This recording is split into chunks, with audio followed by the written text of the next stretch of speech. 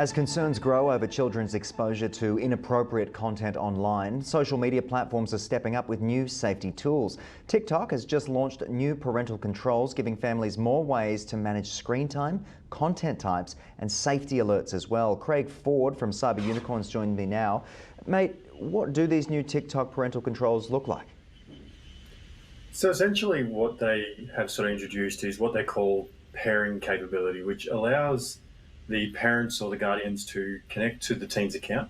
And what it does is it allows them to see who's connected to them, who they're following, who's following them back. And it also gives them the ability to also see the people that they're blocking on the platform as well, which is some good insight. But it gives them that ability to both set curfews, so it sets time limits that they're allowed to access, and a 10 o'clock curfew has been introduced. And it also gives them that ability to kind of just see the screen time and what sort of activity and control around that, what kind of content they're seeing, so they can put some restrictions around what their teens are seeing and what their teens are accessing. So it's definitely a positive step. Yeah, absolutely. Goodness me, it sounds so simple. A curfew, the classic curfew. Why not implement it ages ago? But how does the new feature letting kids notify parents about reported content work? I think that's an interesting one as well. I think it is too. I think it's really kind of a nice sort of positive step, especially from when we're teaching cyber education and cyber awareness to that sort of teen sort of group.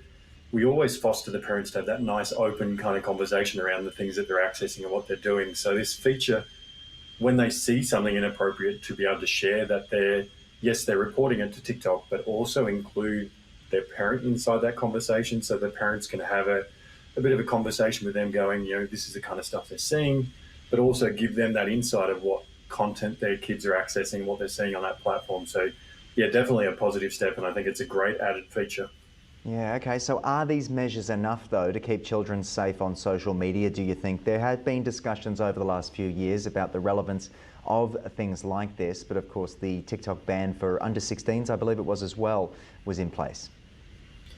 Yeah, I think to be honest, it's a positive kind of first step for the social platforms, and Instagram is doing something similar to sort of really give parents that ability to kind of at least have a bit of control and a bit of view into what their sort of teens are accessing. But I think it's obviously not enough yet. I think there's still a lot of room to do improvements and for those platforms to do a little bit more.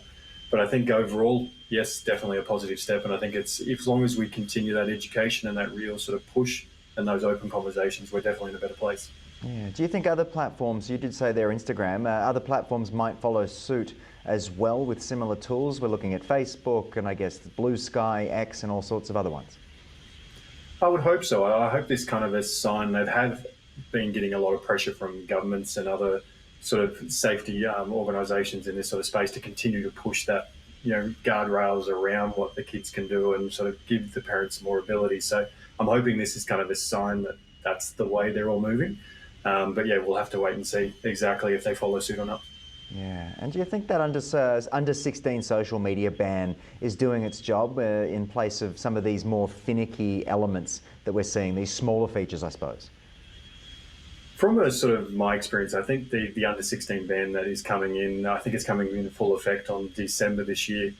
But I think it's probably still a bad idea. I still think these kind of controls, coupled with that ongoing education, that ongoing conversations with parents and their teens, is probably the better way to do it. With those sort of blanket bans across these platforms, all it does is kind of push them into the background and stop some of these conversations. So I think overall, I think these kind of measures, if we can do more in this kind of space, is it better than that blanket ban? But we'll see how this plays out a little bit more.